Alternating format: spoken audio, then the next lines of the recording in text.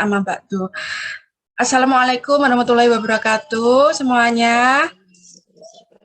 Alhamdulillah di pagi yang cerah ini di Surabaya semuanya diberi berkah sehat, bahagia selalu ya.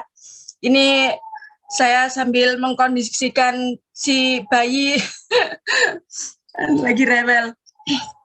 Oke, selamat bertemu lagi di Zoom pagi hari ini dengan Muslimah Swimming Squad dan Salimah di acara webinar pada hari ini. Perkenalkan, nama saya adalah Enggar Wiasmanen. Saya seorang ibu rumah tangga, salah satu relawan pelatih renang di area Surabaya Selatan. Oke, sebelum kita mulai acaranya, mari kita bersama-sama untuk membaca Al-Fatihah. Yuk, Bismillahirrahmanirrahim. Al-Fatihah. Bismillahirrahmanirrahim. Amin.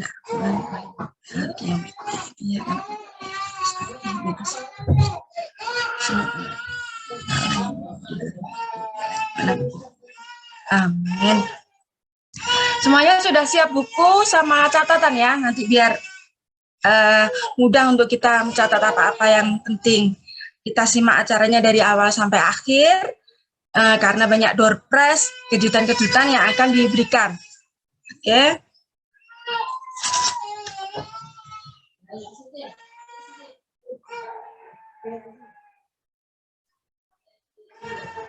Saya bacakan rundown acaranya dulu. Jam 8:30 ya hari ini pembukaan, juga ada tilawati Quran oleh Mbak Aisyah dari Surabaya Selatan juga, sama-sama coach relawan dari Surabaya Selatan kebetulan. Kemudian pengenalan Muslimah Swimming Squad oleh Ketua Umum yaitu Mbak Dini Surya. Kemudian pembagian door prize season 1 berupa nanti ada pertanyaannya. Kemudian pengenalan tentang Salimah yang akan diawali dengan lagu Indonesia Raya, kita bernyanyi bersama-sama.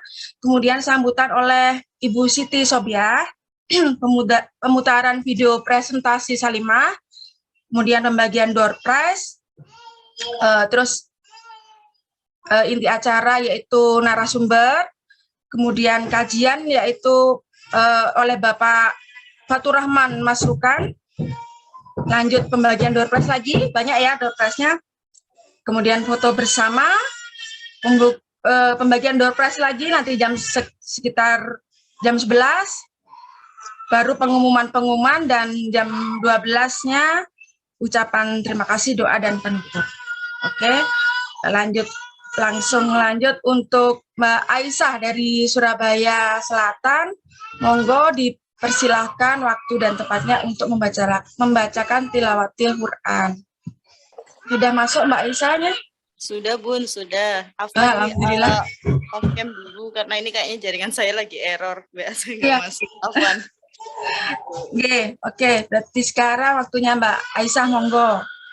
Dek, sini Dek. Assalamualaikum warahmatullahi wabarakatuh. Untuk mengawali kegiatan pada hari ini, izinkan saya mengawali dengan tilawat Al-Quran di surah Ali Imran ayat ke-252 sampai ke 200 ayat 52 sampai ke 56. A'udzu billahi minasy syaithanir rajim. Bismillahirrahmanirrahim.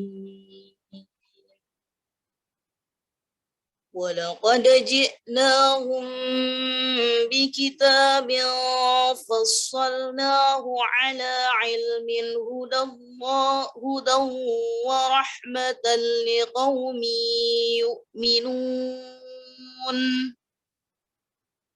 Hal yanzuruna illa ta'wilah Yauma ya'ti ta'wiluhu yaqulul ladzina nasuhu min qablu qad ja'at rusulu rabbina bil haqq fahal lana min syufa'a فهل لنا من شفعاء فيشفعوا لنا أو نرد فنعمل غير الذي كنا نعمل قد خسروا أنفسهم وضل عنهم ما كانوا يفترون إن ربكم الله الذي خلق السماوات والأرض في 6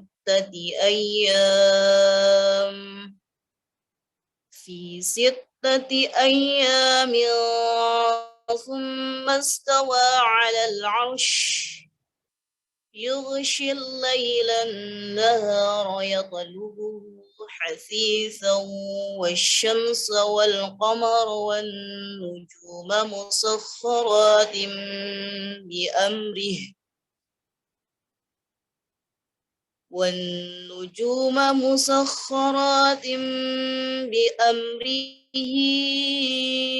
ألا له الخلق والأمر تبارك الله رب العالمين ادعوا ربكم تضرعا وخفية إنه لا يحب المعتدين ولا تفسدوا في الأرض بعد إصلاحها وادعوه خوفا وطمعا إن رحمة الله قريب من المحسنين Shadaqallahul azim. Dengan menyebut nama Allah yang Maha Pengasih lagi Maha Penyayang. Sungguh kami telah mendatangkan kitab Al-Quran kepada mereka yang kami jelaskan atas dasar pengetahuan sebagai petunjuk dan rahmat bagi orang-orang yang beriman. Tidakkah mereka hanya menanti-nanti bukti kebenaran Al-Quran itu? Pada hari bukti kebenaran itu tiba, orang-orang yang sebelum itu mengabaikan berkata, sungguh Rasul-Rasul Tuhan kami telah datang membawa kebenaran. Maka adakah pemberi syafaat bagi kami yang akan memberikan pertolongan kepada kami atau agar kami dikembalikan ke dunia sehingga kami akan beramal tidak seperti perbuatan yang pernah kami lakukan dahulu. Mereka sebenarnya telah merugikan dirinya sendiri dan apa yang mereka ada-adakan dahulu telah hilang lenyap dari mereka. Sungguh Tuhanmu adalah Allah yang menciptakan langit dan bumi dalam 6 masa. Lalu dia bersemayam di atas arsy, dia menutup malam kepada siang yang mengikutinya dengan cepat. Dia ciptakan matahari, bulan, dan bintang-bintang tunduk kepada perintahnya. Ingatlah, segala penciptaan dan urusan menjadi haknya. Maha suci Allah, Tuhan seluruh alam. Berdoalah kepada Tuhanmu dengan rendah hati dan suara yang lembut. Sungguh dia tidak menyukai orang-orang yang melampaui batas. Dan janganlah kamu berbuat kerusakan di bumi setelah diciptakan dengan baik. Berdoalah kepadanya dengan rasa takut dan penuh harap. Sesungguhnya rahmat Allah sangat dekat kepada orang yang berbuat kebaikan. Maha benar Allah dengan segala firman-Nya. Wassalamualaikum warahmatullahi wabarakatuh. Saya kembalikan lagi ke Bunda Enggar.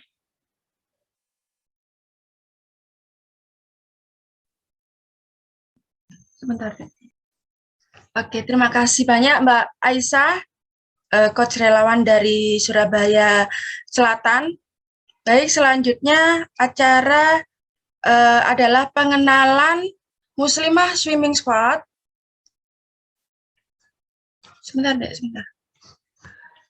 Pengenalan Muslimah Swimming Squad oleh Mbak Dini Surya, Ketua Umum dari Muslimah Swimming Squad. Mbak Dini, silahkan, monggo dipersilahkan waktu dan tempatnya. Terima kasih Mbak Enggar. Saya mau ngetes dulu suara saya masuk nggak ya? Masuk. Ya, alhamdulillah. Masuk. Sip. Assalamualaikum warahmatullahi wabarakatuh. Alhamdulillah ya kita bisa ketemu lagi di kajian online spesial dari Muslimah Swimming Squad yang kedua. Saya ucapkan terima kasih juga kepada tim Salimah atas kerjasamanya yang keren banget ini ya. Kepada Ibu Ketua Salimah Surabaya, Ibu Siti Sobiro, terima kasih banget ya Bu dukungannya. Dan nanti ada juga narasumber dari Salimah, yaitu Bapak Fatur Rahman Masrukan. Insya Allah nanti materinya keren banget ini ya, teman-teman. Jadi wajib dilihat deh. Kemudian terima kasih juga kepada teman-teman panitia. Dan tentu saja keluarga besar MSS, ada para pelatih dari Muslimah Swimming Squad dan anggota MSS. Teman-teman juga dari umum ya. Selamat datang, semoga bisa menikmati acaranya sampai akhir, karena ada juga bakal banyak door prize nih. Kemudian saya ingin menjelaskan sebentar tentang pengenalan Muslimah Swimming Squad. Jadi teman-teman, Muslimah Swimming Squad ini adalah komunitas berenang dari Surabaya. Foundernya adalah Bunda Ais, itu terbentuk dari 2019. Jadi kita memang spesial untuk gaya dada dan teknik ultimate ya. Bisa diikuti mulai dari usia 15 tahun sampai berapa ya? Kita ada yang usia di atas 60 tahun pun ada. Dengan berbagai macam background profesi pun ada. Jadi kita membuka sekali untuk member-member baru bergabung juga dengan Muslimah Swimming Squad. Nah, kenapa nih kita mengambil dari olahraga renang ya? Karena memang banyak sekali manfaatnya. Yang pertama, kita misinya adalah menghidupkan kembali olahraga sunnah, yaitu berenang. Kemudian juga sebagai belajar sarana survival, bagaimana misalnya kalau ada bencana, kemudian yang mengharuskan kita mampu untuk bertahan hidup dengan kemampuan berenang itu tadi. Dan manfaat yang paling penting kalau menurut saya itu adalah manfaat untuk fisik dan psikis, terutama buat para perempuan. Kenapa manfaat fisik? Karena kita butuh gerak supaya lebih bugar, supaya lebih sehat. Karena orang sehat belum tentu bugar ya. Seperti yang sudah dijelaskan waktu kos yang pertama kemarin, manfaat-manfaat berenang. Nah, pasti banyak banget kan secara fisik. Baik secara psikis pun itu bagus banget untuk kesehatan mental perempuan, terutama buat ibu-ibu yang mungkin waktu terbesarnya banyak ada di rumah atau di luar, itu pasti butuh refreshing. Nah, ini Bu, waktunya me time juga buat kita supaya lebih sehat juga secara fisik dan mental. Nah, kalau untuk MSA sendiri ya, teman-teman, kita sudah ada di lebih dari 30 chapter, sekitar 35, hampir 35 tuh chapternya. Mulai dari Bandung, Blitar, Cimahi, Jakarta, Jambi, di Malaysia pun ada. Dan total relawan pelatih untuk saat ini kita ada sekitar 133 relawan pelatih dan ada lebih dari 1000 alumni MSS. Masya Allah. Semoga semakin berkembang ya buat MSS ini. Dan teman-teman, kalau untuk bergabung dengan MSS tidak hanya kita belajar berenang, tetapi ada juga banyak program-program lain, misalnya seperti yang kita jalani saat ini ya, ada charity program namanya, dengan menghadirkan kajian online spesial. Dan jangan lupa kita masih ada lagi nih acara charity program di hari ini ya, tanggal 20 April ya Mbak ya. Ada belanja dan buka puasa bersama anak yatim. Nah, mungkin teman-teman ada yang berkenan menjadi donatur, kita masih terbuka pintunya ya. Langsung bisa di adminnya MSS, nanti kita sediakan semua info lengkap di kolom komentar, di kolom chatting tuh yang di bawah. Nah, pasti pengen ya ada yang gabung MSS nih, setelah dijelaskan kayak gitu, banyak kan manfaatnya. Kalau untuk cara bergabungnya, nanti dari tim panitia akan menuliskan link join, konfirmasi, gabung di MSS. Jadi teman-teman tinggal klik aja link itu ya. Oke, saya rasa udah segitu aja dulu Mbak Enggar. Dari saya, semoga acara hari ini membawa manfaat mendapatkan ridha Allah dan menjadi bisa menjadikan diri kita menjadi pribadi yang lebih baik lagi. Amin. Sekian sambutan dari saya. Wassalamualaikum warahmatullahi wabarakatuh. Oke, terima kasih Mbak Dini atas sambutannya pada pagi hari ini. Selanjutnya adalah pembagian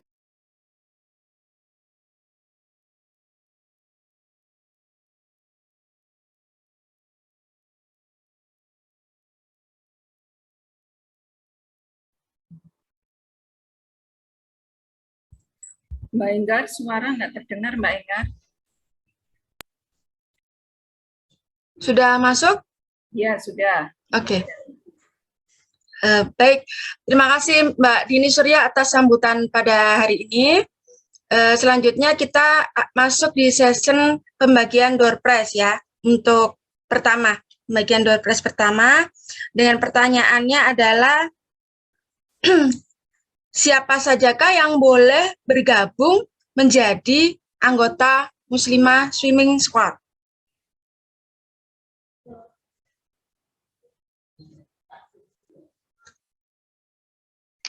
Mungkin ada yang raise hand?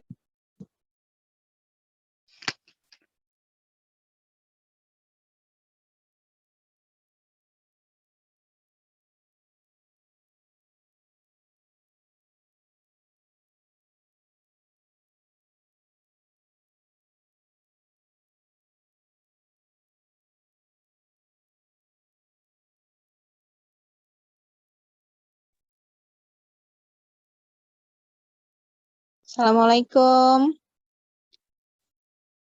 Semua muslimah yang berusia di atas 15 tahun, Mbak Enggar.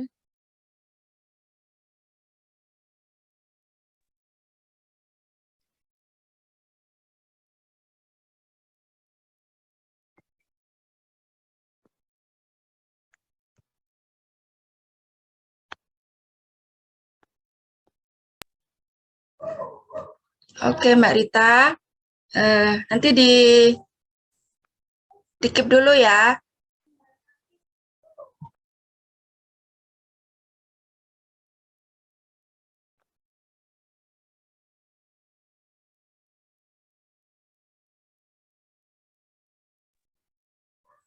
Siap, Mbak. Oke, baik. Selanjutnya sekarang Door prize ke-1 adalah Mbak Sofi, karena raise hand pertama. Mbak Sofi.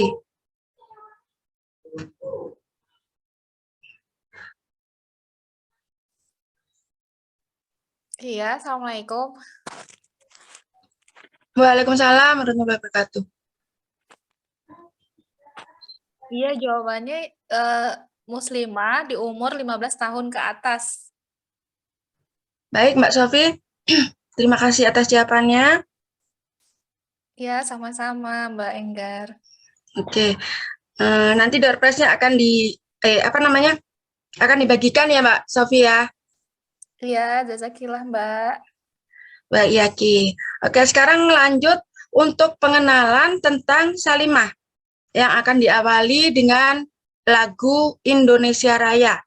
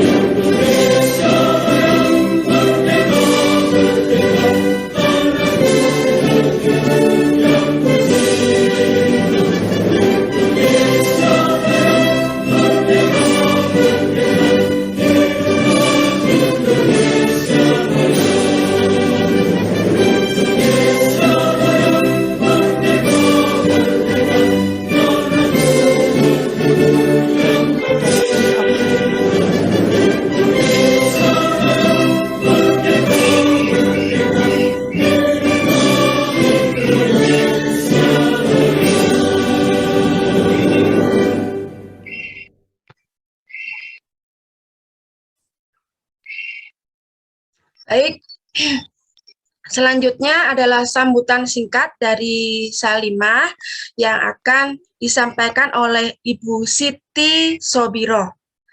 Ibunda Siti Sobiro sudah ada nggih? Ada, Bunda. Masya Allah. Alhamdulillah, matur nuwun, terima kasih sangat Ibu Siti Sobiro. Oke, waktu dan tempat kami persilahkan. Terima kasih Mbak Enggar atas waktunya. Assalamualaikum warahmatullahi wabarakatuh. Waalaikumsalam. Innal hamdalillah nahmaduhu wa nasta'inuhu wa nastaghfiruh wa na'udzu billahi min syururi anfusina wa min sayyiati a'malina may yahdihillahu fala mudhillalah wa may yudhlil fala hadiyalah. Asyhadu an la ilaha illallah wahdahu la syarikalah wa asyhadu anna Muhammadan abduhu wa rasuluh. Amma ba'du. Puji syukur, marilah kita panjatkan kehadirat Allah Subhanahu wa taala atas karunia-Nya, atas rizkinya. Masya Allah ya, kita bisa bersama-sama pada pagi hari ini bertemu dalam ruang Zoom meeting dalam rangka untuk thalabul ilmi, untuk mencari ilmu. Kita bisa bersilaturahim, bisa bertatap muka ya, meski hanya lewat virtual. Alhamdulillah dalam keadaan sehat walafiat. Ya, semoga langkah-langkah kita ke depannya bisa senantiasa membuahkan pahala bagi kita semua, bisa menjadi penghapus dosa-dosa kita, dan juga bisa mengangkat derajat kita ke hadapan Allah Subhanahu wa taala. Amin. Salawat dan salam semoga tetap tercurah kepada junjungan kita Nabi Muhammad SAW, kepada keluarganya, sahabatnya, para tabi'in, kepada kita semua, kepada seluruh umatnya, hingga akhir zaman, yang menjadikan beliau sebagai uswatun hasanah, ya, sebagai suri tauladan yang terbaik bagi kita semuanya. Terima kasih atas kesempatan yang diberikan kepada saya untuk sedikit memperkenalkan Salimah ya dalam kesempatan pada pagi hari ini. Sebelumnya saya ucapkan salam hormat kepada Ibu Ketua MSS kita, Ibu Dini. Assalamualaikum Ibu Dini. Assalamualaikum warahmatullahi wabarakatuh. Senang sekali bisa bertemu ya dalam ruangan ini. Kemudian salam takzim juga untuk pemateri kita, Ustadz Fatur Rahman Masrukan LC, yang Masya Allah beliau berkenan membersamai kita, membagi ilmunya kepada kita semuanya, dan semoga mendatangkan keberkahan ya Insya Allah. Dan tak lupa salam hormat, salam sayang kami untuk seluruh ya peserta acara seminar pada pagi hari ini. Semoga Allah senantiasa melimpahkan keberkahan dan kesehatan kita semuanya. Tema kita pada pagi hari ini ya, Be Rich dan Berkah with Al-Quran. Ini senada dengan tema besar Salimah untuk pada tahun ini ya. Yaitu temanya adalah membangun budaya halal dalam keluarga Indonesia. Ya, karena kehalalan itu adalah salah satu hal yang sangat penting ya dalam yang akan menentukan keberkahan hidup kita. Tema ini, Be Rich dan Berkah with Quran, itu akan menjadikan kita lebih berhati-hati lagi dalam menjalani kehidupan kita, apalagi kita ya sebagai ibu ya, kita yang sangat menentukan ya mau dibawa kemana keluarga kita gitu kan, maka kita memiliki peran yang sangat penting ya untuk membangun, untuk membudayakan ya peran halal itu dalam keluarga kita. Ya, semoga dengan apa yang nanti disampaikan oleh Ustadz Fatur Rahman Masrukan bisa menjadikan kita ada guidance ya, ada petunjuk bagi kita untuk mengarahkan keluarga kita dan perempuan-perempuan yang ada di sekitar kita dan anak-anak kita. Ya, karena sungguhnya menjadi kaya dan berkah dengan Al-Quran itu juga disunahkan dalam Al-Quran ya. Namun sesungguhnya yang ada di pikiran kita selama ini mungkin yang dijadikan barometer kekayaan itu adalah hanya diukur dengan kekayaan harta duniawi saja ya.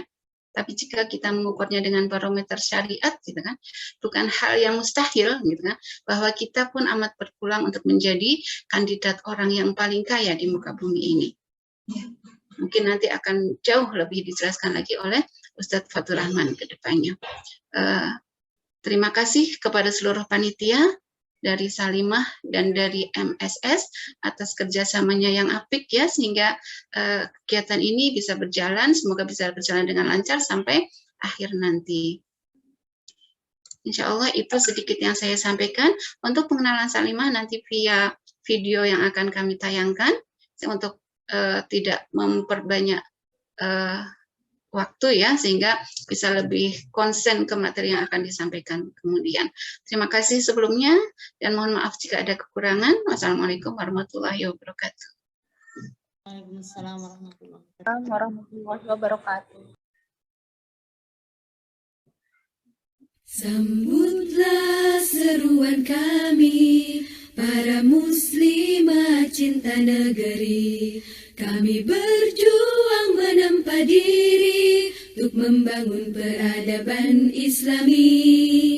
Anggun, dinamis dan bersahaja, meretas dan memupuk persaudaraan, membangun masa depan dan gemilang dalam terangnya cahaya Islam. Salimah kami pendukung citamu, Salimah kami bangga kepadamu. Salimah jalan panjang dan berliku, tak menjadikan gentar dan ragu.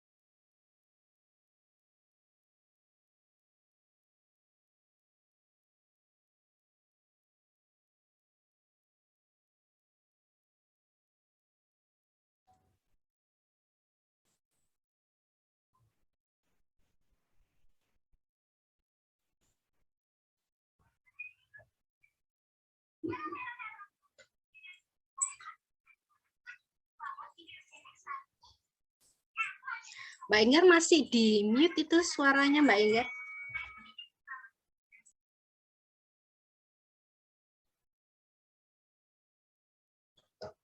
Oke, tadi sudah pengenalan dari Salimah, sekarang waktunya untuk pembagian door prize yang kedua ya.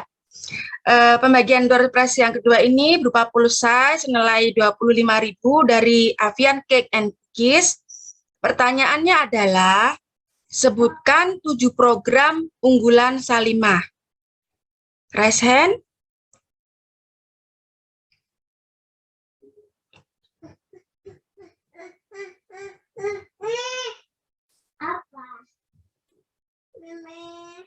Sudah ada yang raise hand?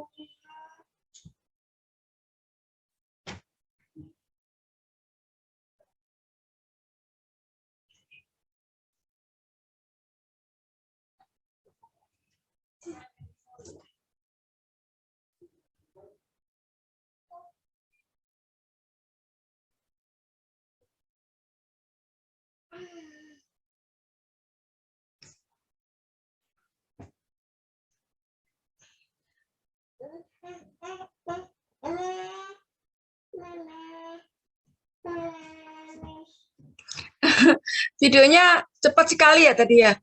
Atau perlu diulang lagi? Iya, diulang. Diulang lagi ya videonya, jadi nggak tahu jawabannya ini mungkin ya. Kelewat tadi, kelewat. Iya. Oke, kita putar dulu videonya ya, biar tahu untuk jawabannya. Monggo diulang lagi.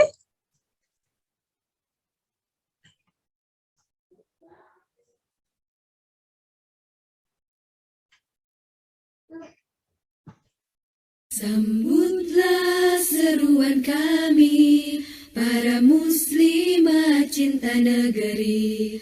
Kami berjuang menempa diri untuk membangun peradaban Islami.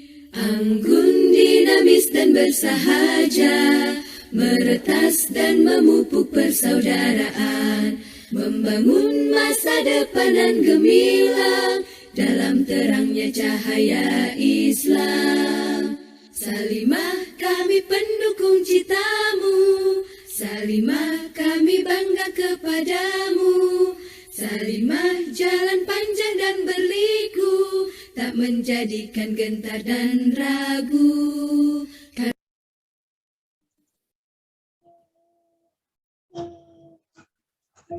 Baik, sudah ada yang bisa mencatat? Sebutkan 7 program unggulan Salimah.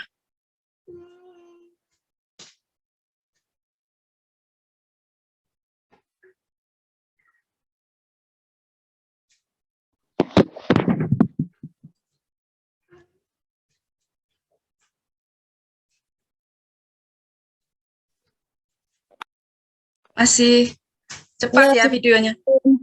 Assalamualaikum. Waalaikumsalam. Iya, saya Ibu Indah.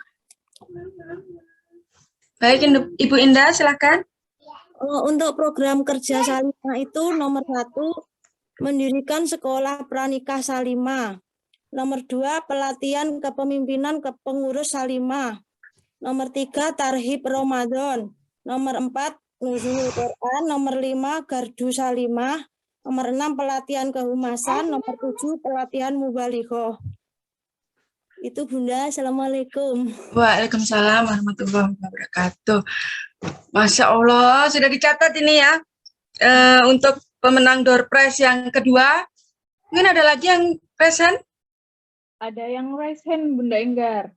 Oh iya. Bunda Astini. Bunda Astini, monggo dipersilakan.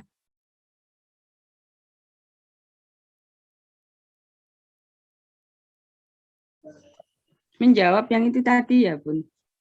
Nggih, 7 program Salimah. Yang tadi salah. Bukan. Bunda Astini mau ikut menjawab juga boleh, monggo dipersilakan. Oke, sebentar. Bentar nih. Catatannya.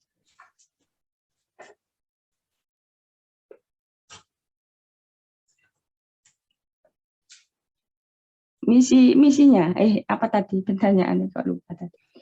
Program unggulan Salimah. Program.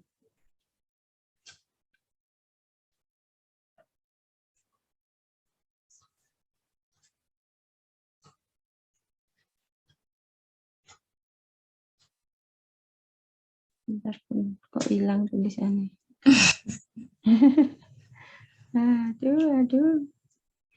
Saking banyaknya yang dicatat itu. Iya. Aduh ya. Program kerjanya ini ya. Iya, yang program kerja, program unggulan. Tahun 2022 ini tadi.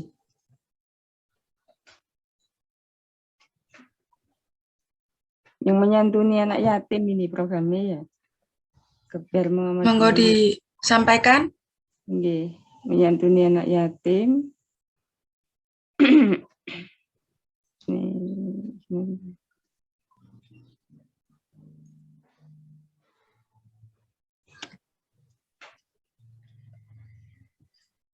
Ada pelatihan balighah.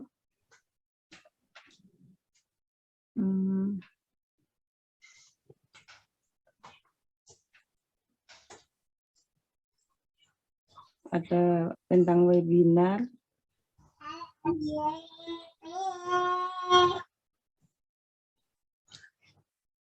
Oke, nanti kita catat ya Bunda. Kita lanjutkan dulu session berikutnya. Oke. Terima kasih Bunda Astini. Baik, rundown acara berikutnya adalah pengenalan tentang narasumber. Alhamdulillah pada pagi hari ini narasumber kita adalah Bapak Fatur Rahman Masrukan. Beliau lahir di Kudus tanggal 12 Juni tahun 1978. Beliau adalah seorang bapak yang mempunyai 3 orang anak laki-laki semua. mempunyai istri yang bernama Ibunda Ani Rahmawati.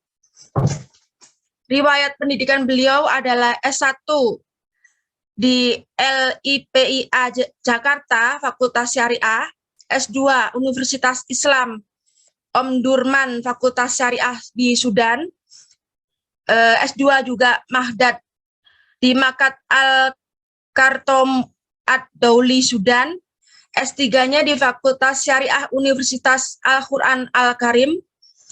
Riwayat organisasi adalah Ketua IKADI Surabaya, Pembina Yayasan Dompet Quran Amanah, Dewan Syariah Ponpes SMPIT Permata Surabaya. Riwayat pekerjaan adalah dosen STI DKI Ar-Rohmah Surabaya, juga pengajar sekolah umroh dan haji travel Ar-Rihal, pengisi kajian fikih Suara Muslim Surabaya. Kemudian ada media sosialnya Bapak Fatur Rahman Masrukan. Riwayat organisasinya tadi Ketua IKADI Surabaya, Pembina Yayasan Dompet Quran Amanah, Dewan Syariah Ponpes SMPIT Permata Surabaya.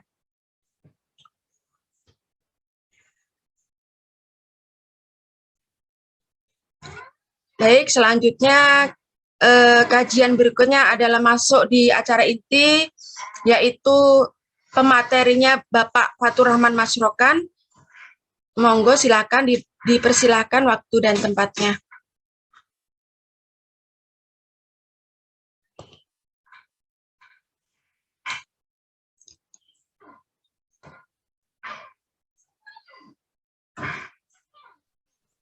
Bismillahirrahmanirrahim. Assalamualaikum warahmatullahi wabarakatuh. Waalaikumsalam.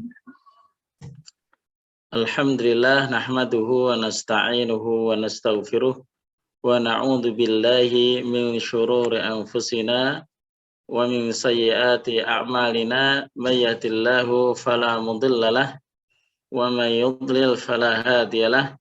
Asyhadu an la ilaha illallah wahdahu la syarikalah wa asyhadu anna Muhammadan abduhu wa rasuluhu la nabiyya ba'dah. Allahumma salli wa sallim wa barik ala sayyidina Muhammad wa ala alihi wa sahbihi wa man tabi'ahum bi ihsanin ila yaumiddin. Qala Allah ta'ala fil Qur'anil azim, a'udzu billahi minasy syaithanir rajim. Ya ayyuhalladzina amanu taqullaha haqqa tuqatih wa la tamutunna illa wa antum muslimun. Wa qala sallallahu alaihi wasallam man yuridillahu bihi khairan yufaqihu fiddin. Ibu-ibu sekalian yang dimuliakan Allah, pada kesempatan pagi hari ini alhamdulillah kita semuanya bisa bergabung dalam satu majelis ilmu. Mudah-mudahan di bulan suci Ramadan ini nilai pahala yang kita dapatkan dilipat gandakan oleh Allah Subhanahu wa taala. Khususnya kepada tadi siapa namanya Ibu siapa yang Budini ya, ketua apa tadi? Ketua Muslimah Swimming Squad. Wah, bahasa Inggris, Ketua Muslimah Swimming Squad ya.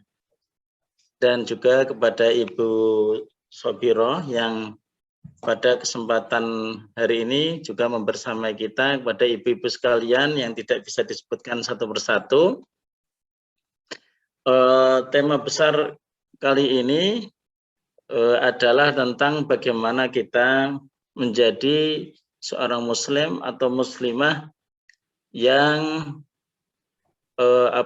selektif ya, selektif dalam mencari nafkah atau mencari penghidupan di dunia ini. Saya sebenarnya ingin menyampaikan dua materi, yaitu materi yang pertama adalah tentang bagaimana kita menjaga kehalalan ya, kehalalan dalam setiap asupan makanan atau harta yang kita miliki. Kemudian yang kedua adalah tentunya di bisnis dengan Allah Subhanahu wa taala di bulan Ramadan ini. Saya bisa men-share materi? Iya, monggo Ustaz.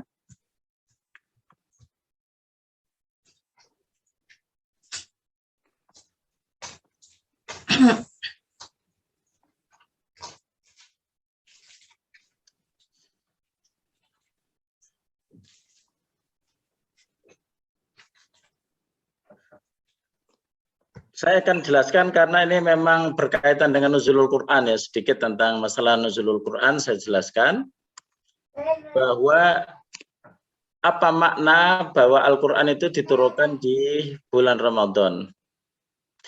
Maksudnya bukan Al-Quran itu diturunkan sekaligus di bulan Ramadan, itu bukan ya. Bahwa yang dimaksud turunnya Al-Quran di bulan Ramadan adalah turunnya secara keseluruhan ya Al-Quran ke langit dunia atau Baitul Izzah, yaitu di malam Lailatul Qadar ya. Yang setiap kita bulan Ramadan Allah memberikan jatah pahala yang sangat luar biasa, beramal dalam satu malam bisa melebihi 1000 bulan ya. Ketika Allah Subhanahu wa taala menurunkan Al-Qur'an di malam Lailatul Qadar ya, itu dalam kondisi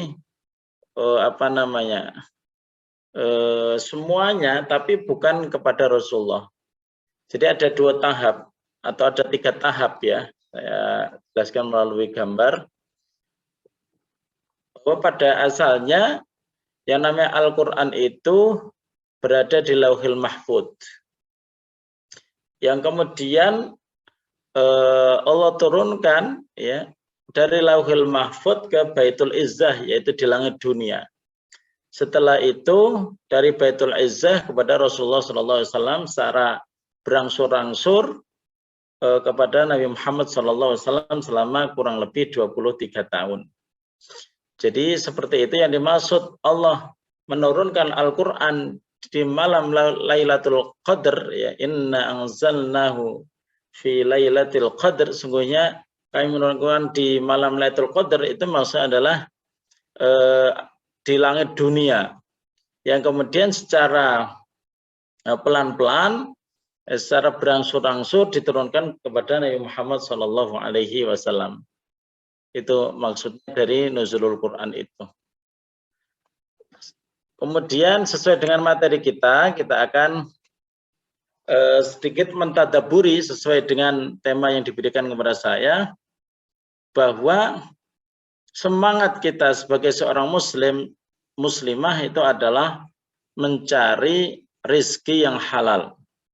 Itu semangat ya, semangat yang harus kita tanamkan dalam diri kita, karena kondisi masyarakat sekarang itu sangat rentan ya, karena kepengen kaya, karena sudah bosan dengan kemiskinan katanya ya. Ada sampai terucap begitu seorang ustadz, bosan dengan kemiskinan ya. Semua orang juga bosan dengan kemiskinan, tapi tidak perlu diucapkan ya, karena sekali lagi ya, bahwa yang namanya kehidupan ini sudah dijatah ya masing-masing oleh Allah Subhanahu wa taala, rezekinya tinggal kita berusaha semaksimal mungkin sesuai dengan aturan yang diberikan Allah. Coba kita baca dalam surat An-Nisa ayat 29. Ini adalah sebuah tuntunan yang harus kita selalu pegang. A'udzubillahi minasyaitonirrajim. Ya ayyuhalladzina amanu la ta'kulu amwalakum bainakum bil batili illa an takuna tijaratan an taradim minkum wa la taqtulu anfusakum innallaha kana bikum rahima. Wahai orang-orang beriman, janganlah kalian makan harta-harta kalian ya, atau interaksi ya antar kalian dalam jual beli atau dalam tukar menukar, apapun itu kalian dapatkan dengan kebatilan ya. Makan di sini tidak hanya makan dalam arti berupa makanan, akan tetapi juga pemanfaatan harta. Jangan sampai kalian itu memanfaatkan harta di antara kalian itu dengan jalan yang batil. Kecuali illan takuna tijaratan antara minkum. Ini adalah salah satu contoh saja, yaitu melalui yang namanya bisnis atas dasar keridhaan satu dengan yang lain. Nah, ini, jadi wala taqtulu anfusakum, jangan kalian membunuh diri kalian sendiri, innallaha kana bikum rahima. Karena jamaah sekalian rahimakumullah, interaksi kita antar manusia itu adalah interaksi yang hukum aslinya itu boleh. Apapun boleh ya. Kalau sifatnya itu muamalah sama manusia. Dan di dalam syariat ada aturan-aturan yang harus dipegang, ya, harus dipegang biar kita tidak keluar daripada guidance atau aturan yang dibikin oleh Allah Subhanahu Wa Taala. Nah, kita hidup itu dalam sebuah zaman sekarang ini ya, kita coba untuk melihat ya fenomena di sekeliling kita. La ya'tiyanna 'alan nasi zamanun la yubalil mar'u bima akhadal mal. Akan datang di sebuah zaman, salah satunya zaman kita ini, ya kita sudah mulai merasakan orang sudah tidak peduli lagi dia itu mendapatkan harta dari mana, ya. Amin halalin, amin haram. Apakah harta yang dia ambil itu halal apa haram? Ya. Nah, itu sudah tidak peduli lagi. Yang penting saya eksis. Yang penting saya bisa menafkahi. Yang penting saya bisa mendapatkan harta. Yang penting saya bisa membuat senang istri dan anak. Yang penting yang penting semua.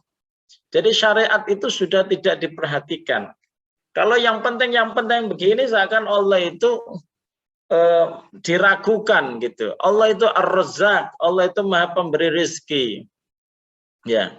Kalau Allah itu memang kita akui sebagai Rabb, ya, sebagai pencipta kita, sebagai pemilik semua apa yang ada di permukaan bumi ini, menjadi yang mengatur, zat yang mengatur semua peredaran rezeki itu, maka kita dengan keyakinan itu harusnya yakin bahwa nggak mungkin Allah itu memberi kita nyawa dan tidak diberi rezeki, gitu. Bahkan di dalam Al-Quran itu wa ma min dabbatin fil ardi illa 'alallahi rizquha. Tidaklah yang namanya sesuatu yang bergerak, yang punya nyawa gitu, itu sudah ada tanggungan rezekinya. Artinya bahwa kalau mau mencari harta dengan yang halal, itu jangan sampai kita putus harapan bahwa Allah menyediakan rezeki itu fasilitas yang bisa menyampaikan kita mengambil jatah kita yang ada di dunia ini. Nah, zaman sekarang itu semua orang kepengen cepat, ya, yang namanya punya rumah, yang belum punya rumah, kalau sudah punya kepengen ke rumah yang lebih bagus. Perlombaan dunia itu tidak akan ada habisnya. Makanya Rasulullah itu kemudian mengatakan al-ghina ghinan nafs, innamal ghina ghinan nafs. Kekayaan itu aslinya adalah di dalam hati. Kalau kita berlomba dalam dunia, ya, tidak akan ada habisnya. Yang penting adalah kita mencari rezeki itu dari jalan yang halal. Makanya nanti kalau ada misalnya nih muamalah atau cara mencari duit yang aneh-aneh, itu ditanyakan kepada orang yang tahu bagaimana hukumnya ini, bagaimana hukumnya itu. Jangan langsung ikut. Seperti sekarang juga banyak MLM gitu ya, multi level marketing dan sebagainya, istilah-istilah yang tidak kita kenal seperti kripto dan lain sebagainya. Itu harus betul-betul kita pahami. Makanya MUI sebagai salah satu institusi resmi yang di dalamnya ada unsur dari ormas-ormas Islam, itu sangat concern untuk menjelaskan tentang masalah-masalah seperti ini. Ya, nah, kita sebagai seorang Muslim harus tahu dulu ya yang aneh-aneh, istilah yang aneh-aneh gitu. Dan kita sudah kemarin dibumbui berita ya yang di mana orang yang disebut Crazy Rich itu ternyata adalah seorang afiliator dan banyak menipu orang, memanfaatkan ketidaktahuan orang yang akhirnya ditangkap oleh polisi begitu. Julukan-julukan yang sebenarnya itu sangat tidak mendidik ya, Crazy Rich, Sultan, apa itu ya. Itu julukan-julukan, mohon maaf ya, itu tanda petik itu julukan yang sampah. Karena manusia itu dititipkan Allah bukan untuk dipamerkan, ditampakkan, tetapi bagaimana dia itu bisa bermanfaat bagi orang lain. Ya, nanti kita bisa bandingkan dengan para sahabat. Apa yang mereka miliki, yang mereka pamerkan itu tidak ada apa-apanya ya dengan yang dimiliki oleh para sahabat terdahulu. Taruhlah misalnya Utsman bin Affan. Ya, Utsman bin Affan itu pernah ketika Rasulullah SAW membutuhkan pembiayaan perang, kemudian Rasulullah mengumumkan siapa yang ingin menyediakan peralatan serta tunggangan untuk perang. Pada waktu itu Utsman bin Affan langsung mengangkat tangan, saya ya Rasulullah, saya sediakan 100 unta, berikut perbekalannya, siapa yang ingin memanfaatkan silahkan.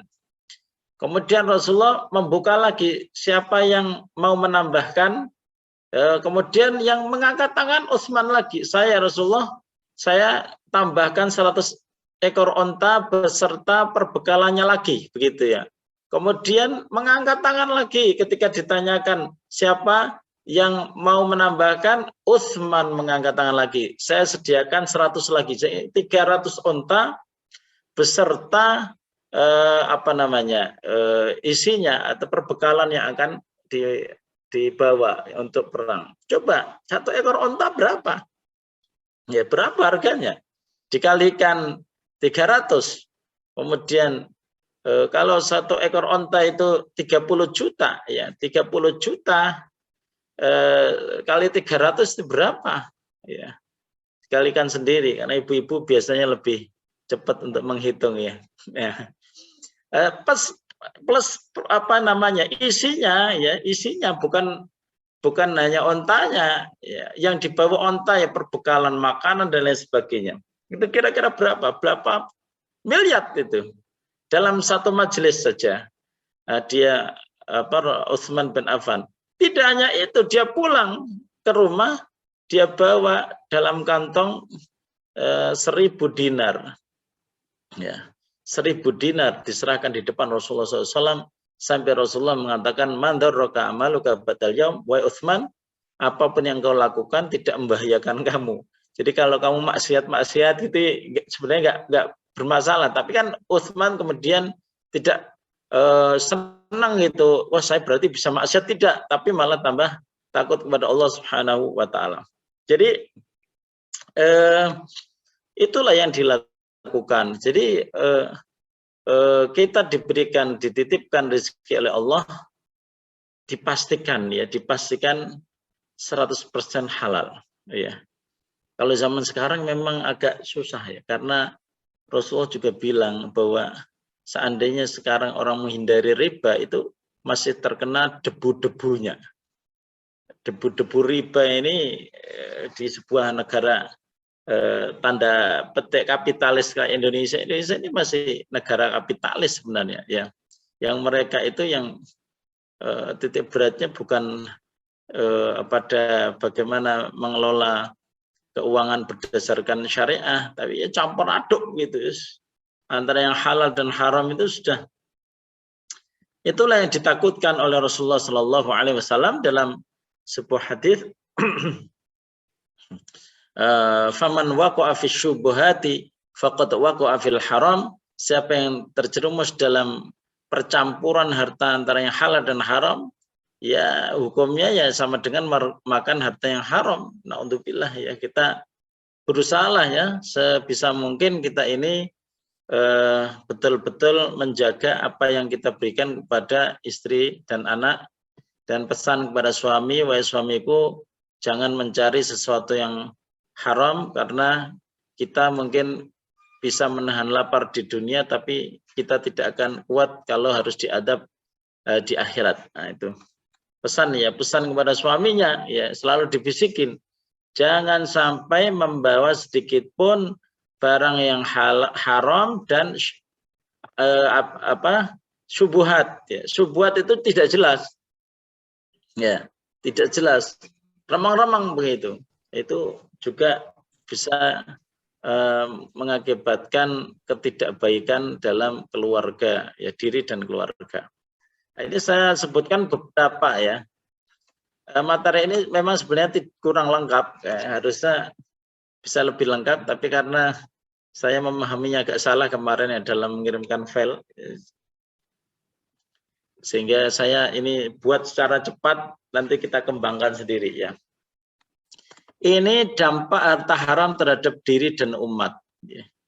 Dampaknya luar biasa. Kalau sudah tentang harta haram ini dalam diri sangat luar biasa berat, dan tidak hanya itu, komunitas, tidak hanya komunitas yang kecil, tapi komunitas yang besar sampai tingkatan negara. Kalau kebijakan-kebijakan itu adalah kebijakan negara. Ini dampaknya, dampak buruknya ya, lebih pada dampak buruk. Yang pertama adalah ketika kita tidak memperhatikan kehalalan makanan, kita nanti akan seperti orang Yahudi. Orang Yahudi itu mereka pinter merekayasa ya. Mereka itu pinter apa ya? Pinter mungkin mengubah covernya, kemudian apa ya namanya, kelicikan orang Yahudi. Apa yang dikatakan Allah di dalam Al-Quran, wa tara katsiran minhum yusari'una fil itsmi wal udwan wa aklihimus suhd. Jadi orang Yahudi itu adalah mereka yusari'una fil itsmi. Kalau ada sesuatu dosa atau maksiat, mereka itu cepet-cepetan. Ya, karena memperturutkan hawa nafsu kan ya. Jadi bukan mereka itu melakukan amar ma'ruf nahi mungkar, tetapi ciri orang Yahudi itu malah kalau ada maksiat itu cepet-cepetan. Kalau kita kan disuruh Allah fastabiqul khairat, cepet-cepetan di dalam kebaikan. Nah, orang Yahudi ini cepet-cepetan dalam dosa. Kalau ada orang dosa satu itu ya, ada satu orang yang berdosa itu mereka bondong-bondong untuk ikut. Gitu. Kayak misalnya kasus nyari ikan di hari Sabtu itu kan nggak boleh. Nah, itu direkayasa sama orang Yahudi itu. Ya, naruhnya di hari Jumat itu jalannya gitu ya. Dan di hari Sabtu itu kan pas banyak ikan, dapat ikan banyak, tidak diambil dulu, diamankan dulu, nanti ngambilnya hari Ahad ya, supaya dianggap tidak mencari ikan di hari Sabtu. Ya, ditaruh dulu yang aman, diamankan dulu gitu. Dan diambilnya nanti hari Ahad. Ini rekayasa di antara rekayasanya. Mereka itu yusari'una fil itsmi wal udwan. Kalau urusan dosa itu cepet-cepetan. Ya. Ya, dosa dan permusuhan, ya. Ya, dosa dan permusuhan cepet-cepetan. Pokoknya mereka terdepan lah, orang Yahudi itu terdepan. Nah, ini wa aklihimus suhd, dan mereka itu cepet-cepetan kalau suka ya, rakus terhadap harta yang haram, makanan yang haram. Nah, ini ya, mereka itu nggak merasa berdosa gitu. Makanya kalau dengan orang Palestina kejam itu ya memang wataknya ya, wataknya mereka yang seperti ini. Ya, kalau mereka menindas, mereka menyakiti, dianggap itu sebagai hal yang wajar ya. Itu kita lihat mereka tidak merasa berdosa. Kan banyak orang yang mereka itu melakukan maksiat dan tidak merasa berdosa gitu. Ya. Nah, ini berbahaya juga, ya berbahaya juga gitu. Jadi dia mencari harta yang haram, dia menganggap itu halal. Nah, ini berbahaya karena mungkin salah info atau sengaja nggak mau tahu informasinya. Yang penting kan dapat cuan gitu istilahnya ya, cuan itu mulai kebiasaan memakai bahasa cuan gitu ya. Ada fulus ya kalau bahasa Arabnya itu, atau nukut ya. Kalau ada cuannya mah ayo, nggak ada cuannya nggak, males gitu ya. Jadi orang sudah mulai apa ya namanya ya, cinta hartanya itu sudah menggila istilahnya ya. Cinta terhadap dunianya itu sudah menggila sehingga apa ya, mereka tidak lagi mengindahkan aturan-aturan Allah Subhanahu wa taala. Kemudian yang kedua, Ya, kita jangan sampai meniru orang Yahudi tadi ya, yang mereka tidak peduli bahkan sangat rakus terhadap sesuatu yang haram. Kemudian yang kedua adalah daging haram tidak masuk surga. Jadi kita itu kan manusia terdiri dari daging ya, daging-daging ya, mulai kepala sampai kaki. Jadi tumbuhnya daging yang daging kita itu dari yang haram apa dari yang halal begitu. Ya kan? Ini harus kita pastikan benar ya di zaman sekarang. Jangan suka ya. Ini kita kan dalam keseharian kita diatur oleh Allah dan Rasulnya. Seperti misalnya barang temuan. Barang temuan itu tidak semua barang temuan itu bisa langsung layak konsumsi gitu. Ya dibolehkan layak konsumsi kalau kita menemukan sesuatu itu adalah barang yang makanan misalnya yang cepat basi itu boleh ya. Walaupun nanti kalau orang yang datang nagih ya diganti gitu. Seperti menemukan emas, seperti menemukan apapun yang hewan kalau zaman dulu itu jangan langsung diambil gitu. Perlu diumumkan setahun ya setahun ya, seperti barang-barang yang berharga itu. Itu ada aturan, itu pembahasannya sendiri ya di fikih muamalat ya tentang masalah luqotoh barang temuan itu. Nah, kita ini dihadapkan pada kebiasaan ya sering kita jamaah sekalian rahimakumullah itu dompet jatuh itu oh ini rezeki saya gitu. Itu enggak langsung bisa begitu. Atau misalnya kita melihat sesuatu barang berharga misalnya inilah hewan, misalnya ada ayam masuk rumah, kemudian bisa langsung disembelih. Tidak. Tapi ada aturan-aturan tersendiri.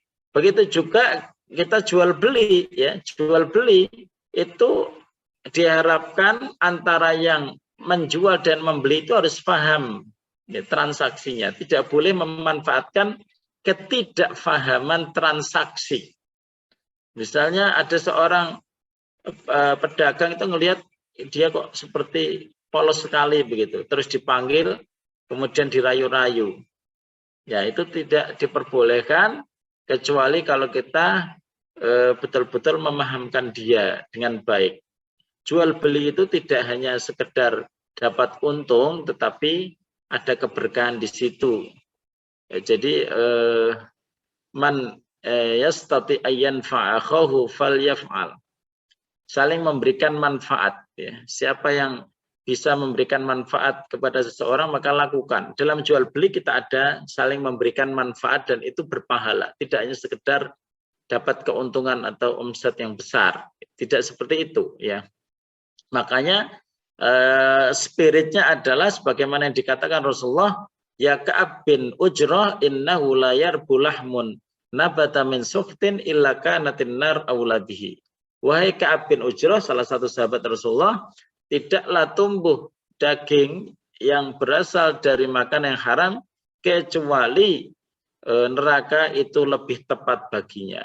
Allah tidak mau memasukkan orang yang tumbuh dari dagingnya itu hal yang haram.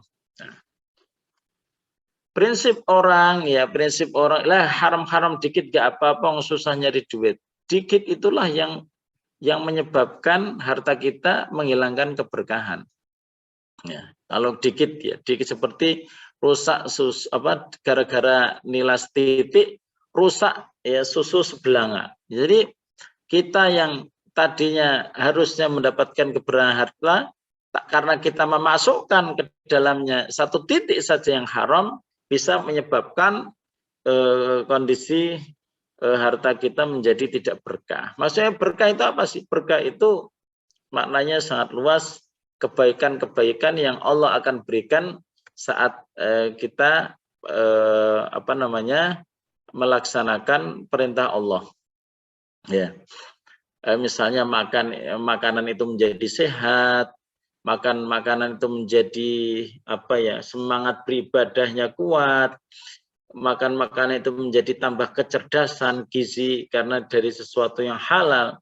Jadi ziyadatul khair, banyak kebaikan yang kita dapatkan dari rezeki yang halal itu ya. kasihan kadang kita ini yang diuji Allah dengan ekonomi yang sangat pas-pasan, ya kadang tidak memperhatikan itu.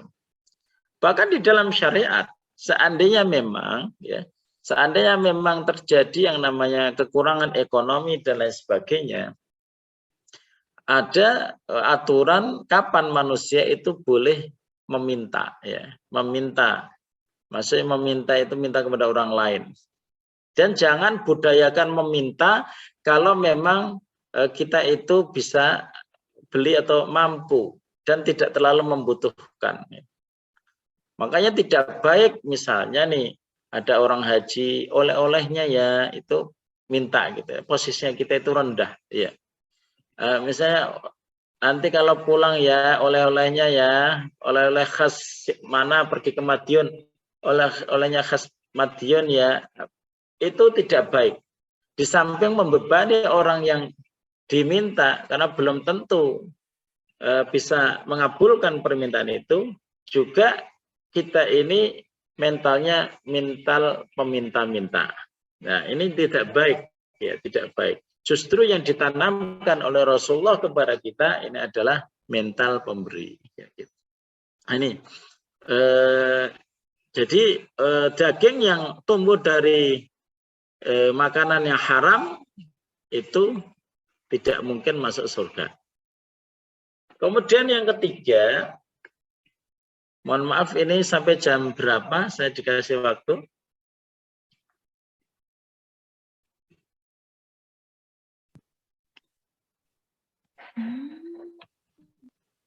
Sampai jam pinten? Sampai jam 10.05 Ustadz. Jam 10.05 menit. Berarti tinggal 10 menit. Enggak ada ya? Nanti dilanjutkan tanya jawab. Oh, oke.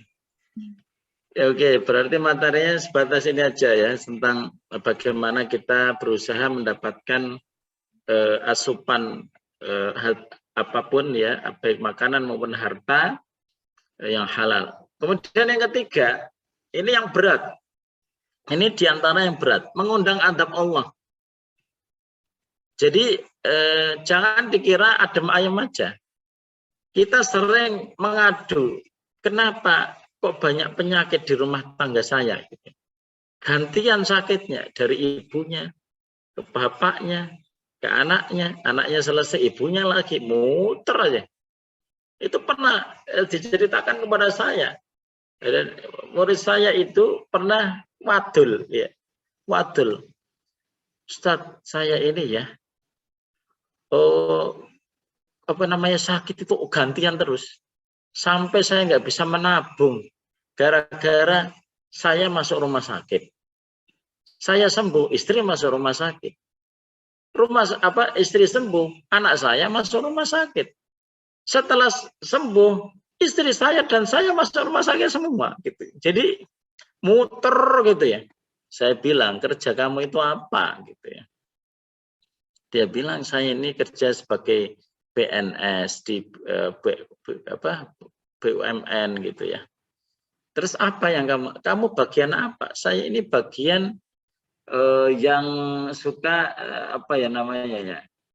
tender-tender gitu, yang mengabulkan tender-tender, memilih siapa yang berhak mendapatkan tender gitu. Ada pengajuan-pengajuan melalui saya yang menseleksi.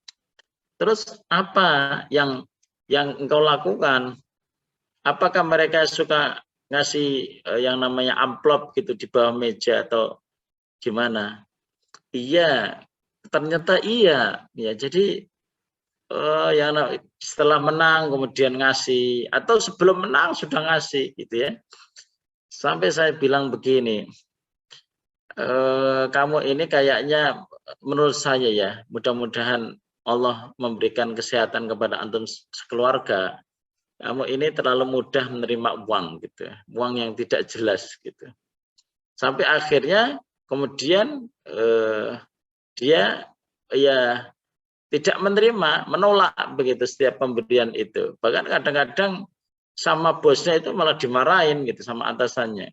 Kenapa nggak diterima? Diterima nanti dibagi-bagi ke teman-teman kamu kan enak gitu ya. Kamu nggak mau nggak apa-apa. Setelah dia itu saya jelaskan, dia berhenti dari itu ya, kemudian alhamdulillah Allah memberikan kesehatan.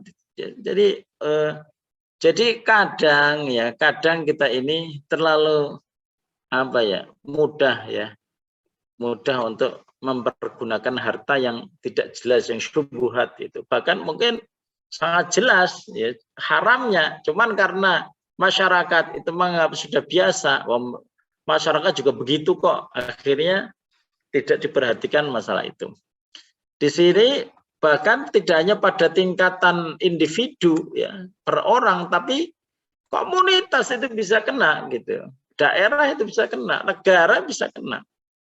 Di sini Rasulullah SAW bersabda, "Idza dhahara zina war riba fi qaryatin faqad ahallu bi anfusihim adaballah." Jadi kalau perzinaan dan riba, tentunya riba ini adalah mencari harta yang haram. Kalau sudah ya yang namanya kemaksiatan merajalela ya, kemudian orang-orang di daerah itu mencari harta yang haram gitu ya dengan mudahnya, bahkan kadang dilindungi penguasa, maka mereka menghalalkan diadab oleh Allah Subhanahu wa taala. Mereka menghalalkan dirinya diadab oleh Allah. Jadi istilahnya Allah sudah memperingatkan tapi mereka masih nekat. Makanya kita harus ya, salah satu yang harus kita lakukan itu adalah amar ma'ruf nahi mungkar. Mengingatkan orang di daerahnya, ya, di perumahannya, di RT-nya, di tetangganya. Kalau ada hal-hal yang tidak baik, ya, ada tanggung jawab itu untuk kebaikan bersama. Misalnya nih ada Pak RT, ya, tiap ada 17-an, tiap ada momen tertentu, itu menyelenggarakan lagu misalnya dangdut yang joget-joget sampai anak-anak, ibu-ibu semuanya ikut. Nah, itu kan berarti meresmikan kemaksiatan. Anak-anak kecil itu kadang kalau joget itu senang orang tuanya ya. Wah, anakku udah pinter joget, nah nanti bisa jadi artis begitu. Nah, ini jangan ya. Itu tidak baik, itu maksiat ya. Jangan sampai itu menjadi kebiasaan acara rutinitas di RT, ya di RW atau di komunitas kita, perumahan dan lain sebagainya. Harus ada yang mengingatkan. Pak RT daripada joget-joget kayak gitu, lomba ngaji apa, lomba qiraah begitu. Daripada joget-joget atau maksiat, lebih baik ya, kasih alternatif ya, dibantu Pak RT-nya. Dan alhamdulillah ya. Seandainya mereka nggak mendengar bagaimana? Ya, seandainya, nah, itu urusan mereka dengan Allah. Kita tinggal mendoakan supaya penguasa-penguasa itu dapat hidayah, begitu ya. Dan jangan putus asa, jangan berhenti untuk amar ma'ruf nahi mungkar, gitu ya. Ada orang yang coba lihat kalau kita lihat TV ya, ada seorang ibu yang mereka memakai jilbab mengantar anaknya untuk lomba goyang dangdut begitu ya. Nah untuk bila jangan sampailah kita ini senang gitu dengan kemaksiatan. Jangan. Wong kita nggak senang aja dan kita diam saja, itu bisa mengundang adab Allah, apalagi kita senang begitu melakukan kemaksiatan. Khususnya orang-orang yang tinggal di situ, ada rentenir misalnya nih, tetangga kita ada rentenir ya. Rentenir itu memanfaatkan penderitaan orang lain. Harusnya orang yang hutang itu kan dibantu. Ini malah dicekik begitu ya. Namanya juga rentenir, nyekik begitu. Lah kita tidak ada istilahnya nasihat ya, tidak ada istilahnya amar ma'ruf nahi mungkar. Ini perlu kita semuanya saling bahu membahu untuk saling mengingatkan. Karena kalau ada amar ma'ruf nahi mungkar, mudah-mudahan diredam adab Allah Subhanahu wa taala. Kalau sudah tidak ada amar ma'ruf nahi mungkar, ya tinggal menunggu saat yang tepat kita kedatangan adab. Ya. Seperti yang terjadi pada kaum Nabi Lot. kaum Nabi Lut itu kaum Sodom ya suka sejenis itu. Sudah diingatkan Nabi Lut. Kita ini kan ada wanita-wanita yang cakep gitu. Kenapa kalian memilih sesama jenis gitu? Apalagi tamu Nabi Lut ya, malaikat yang menjelma menjadi laki-laki yang gagah-gagah itu malah digoda sama mereka oleh kaumnya Nabi Lut gitu ya. Akhirnya karena sudah keterlaluan, Allah memerintahkan sebelum subuh itu Nabi Lut keluar. Karena apa? Karena andapnya akan diturunkan pada waktu subuh gitu ya. Ayo Lut, kamu keluar ya, berjalanlah di malam hari, jangan menoleh ya, jangan kalian sayang ya, karena adab Allah ini segera akan turun. Kebetulan istrinya Nabi Lut itu termasuk orang yang kafir, tidak mau ikut dan setuju ya, walaupun istri Nabi tapi setuju ya dengan kaumnya Nabi Lut. Akhirnya termasuk orang-orang yang diadab. Adabnya tidak main-main. Adabnya itu adalah gempa dan hujan dari batu. Jadi terbelah ya.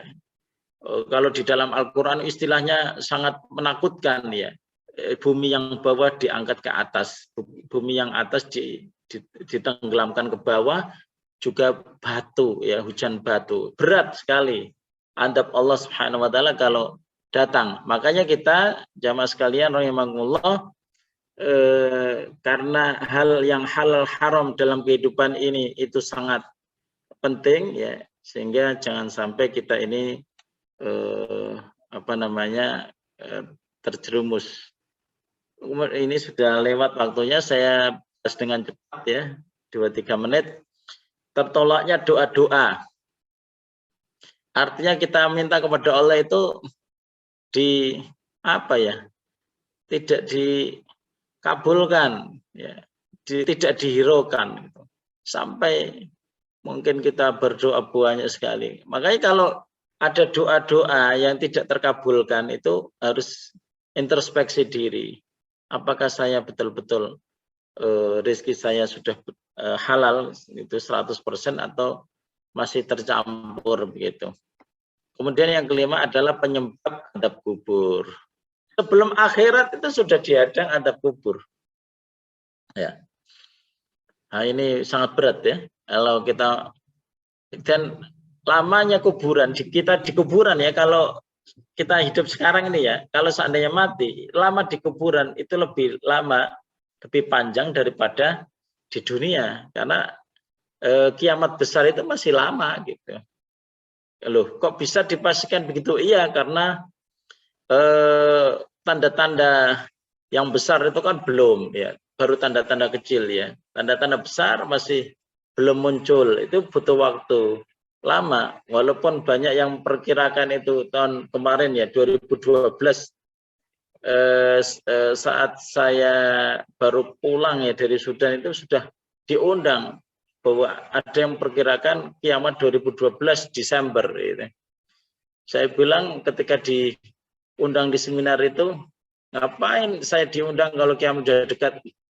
Mendingan kita siap-siap gitu ya, daripada bikin seminar ya. Jadi adab kubur ya, adab kubur yang lama ini harus kita selamatkan. Hidup kita di kuburan alam barzah ya.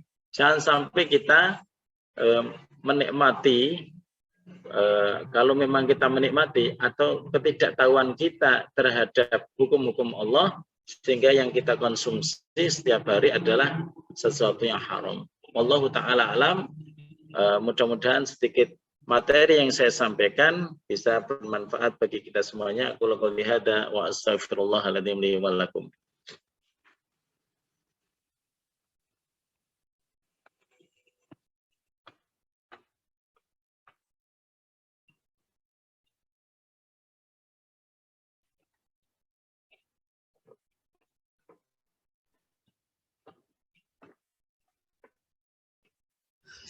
Baik, terima kasih Ustadz atas kajian pada hari ini. Masya Allah sangat bermanfaat sekali.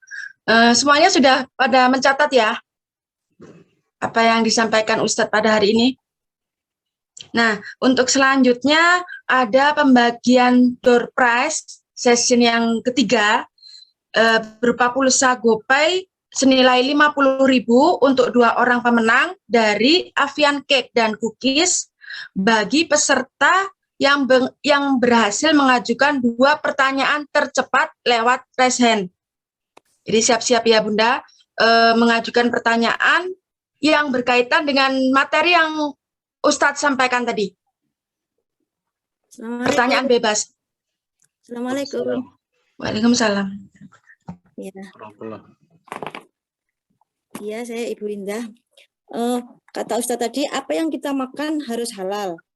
Saya sebagai penjual makanan dan minuman, kita kan tidak tahu apakah uang yang dibeli oleh pembeli itu halal atau bukan. Bagaimana itu Ustadz? Assalamualaikum. Waalaikumsalam warahmatullahi wabarakatuh. Ya, sebagai penjual, ini langsung dijawab apa? Nggak, monggo Ustaz, langsung dijawab. Ya, jadi Allah itu atau syariat ini itu tidak disuruh untuk mencari-cari ya, mencari-cari sesuatu yang membuat hidup ini sulit ya. Misalnya ada orang yang bos judi ya, bos judi datang ke rumah beli makanan gitu ya. Itu kan menurut kita ini ya, wah ada tukang judi datang ke rumah beli, berarti uangnya haram dong. Lah belum tentu. Belum tentu. Maka kita tidak disuruh untuk apa ya, ngurusi uang pembeli gitu ya. Belum tentu. Boleh jadi dia itu dapat warisan, boleh jadi banyak kemungkinan ya. Dan kita tidak disuruh untuk ketika transaksi jual beli mengetahui, bahkan seandainya mengetahui itu tidak menjadi masalah begitu. Karena apa? Karena itu bukan wilayah kita,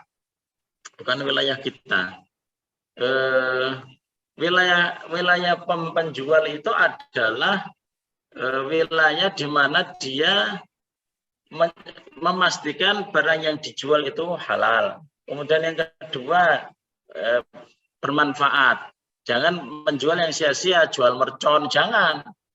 Pokoknya memberikan manfaat, ya jangan yang sia-sia. Kemudian yang ketiga, jangan berjualan di waktu-waktu terlarang, seperti jual saat Jumatan yang membeli laki-laki. Kita ini ikut berdosa ya, karena di dalam Al-Quran kalau pas adzan itu kan nggak boleh ya berjual beli. Seperti itu.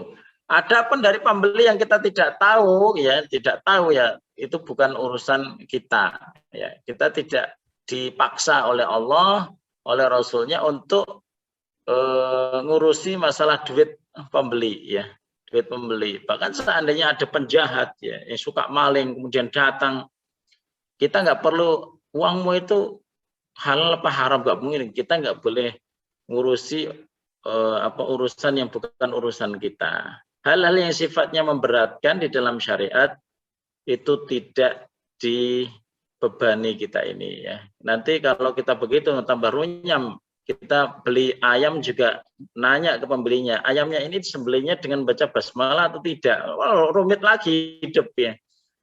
Ya seperti itu tidak. Justru seorang penjual itu ngurusi diri sendiri. Apakah yang saya jual ini halal? Apakah yang saya jual ini barang yang tidak sia-sia? Apakah saya menjualnya pada waktu yang tepat? Ya, dan lain sebagainya. Kita urusi masalah diri kita jual ya. Sampai seandainya kita misalnya sebagai penjual kadang rugi dan lain sebagainya, tidak diperkenankan kita menipu. Misalnya jualan nggak laku seharian ya. Ada orang yang satu, wah ini kalau saya naikkan harganya segini kayaknya dia nggak tahu ya. Karena di mall juga jangan, jujurlah kepada diri sendiri, insya Allah Allah akan memberikan keberkahan yang banyak gitu. Kalau menaikkan harga itu yang wajar, jangan menaikkan harga dengan yang tidak wajar gitu.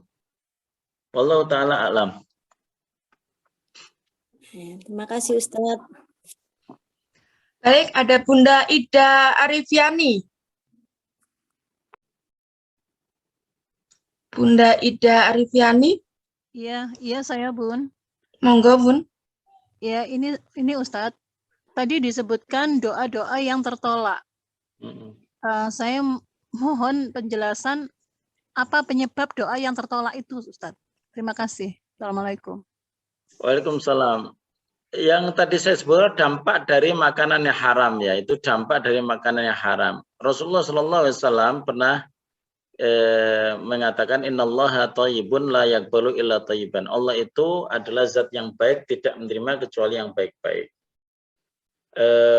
Ketika ada orang berdoa ya dengan tangan mengadah sangat serius ya kepada Allah, bagaimana Rasulullah bilang, bagaimana Allah mau mengabulkan uang pakaiannya itu dari yang haram, makanannya dari yang haram, dia itu pokoknya tidak memperdulikan apa yang dia konsumsi, bagaimana Allah akan mengabulkan? Suara energi yang keluar dari mulutnya adalah hasil dari makan yang haram. Bagaimana Allah mau mengabulkan? Maksudnya di antara yang membuat manusia itu tertolak doanya itu adalah orang yang tidak peduli makanannya ya. Pokoknya warak mulai ya. Pokoknya warak ya.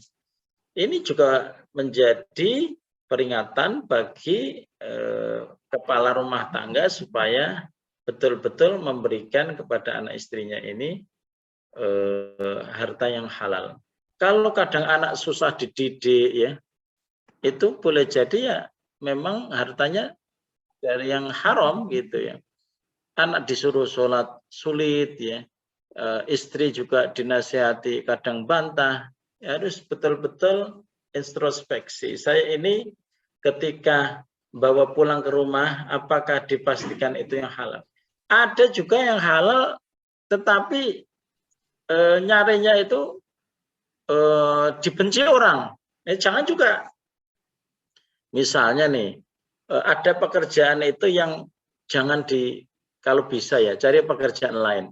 Seperti misalnya tukang nagih hutang. Jangan, orang tukang nagih hutang itu biasanya mesti bertengkar dengan yang ditagih. Kadang kata-katanya berlebihan, kadang ini macam-macam lah. Ya. Cari pekerjaan yang memang elegan ya, mulia. Yaitu yang dicontohkan di dalam Al-Quran ya bisnis itu ya, bisnis dengan bisnis yang jujur, tidak menipu gitu. Jadi seperti itu, insya Allah mudah-mudahan bisa menjawab tadi pertanyaannya. Ya Ustaz, terima kasih.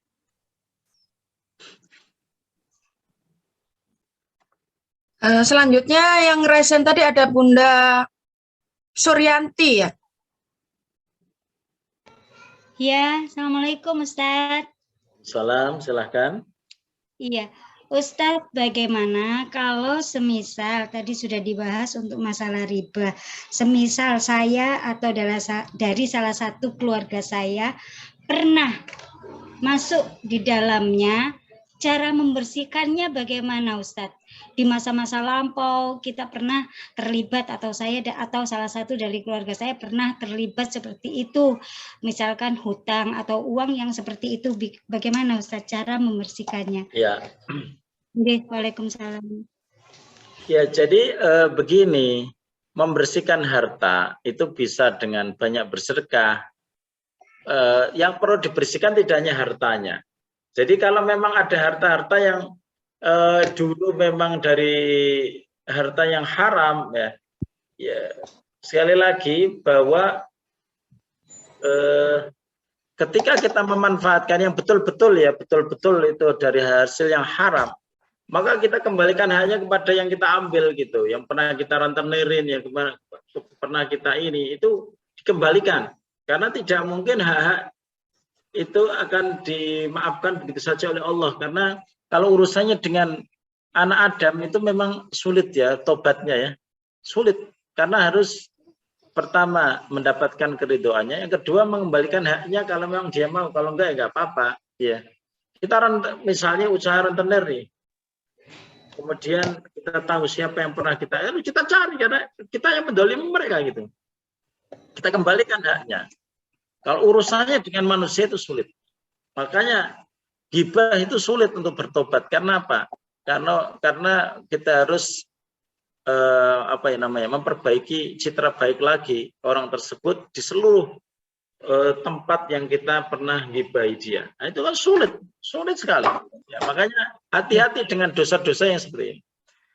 Kalau memang sulit untuk dikembalikan haknya, yaitu cuci dengan untuk hartanya cuci dengan banyak bersedekah.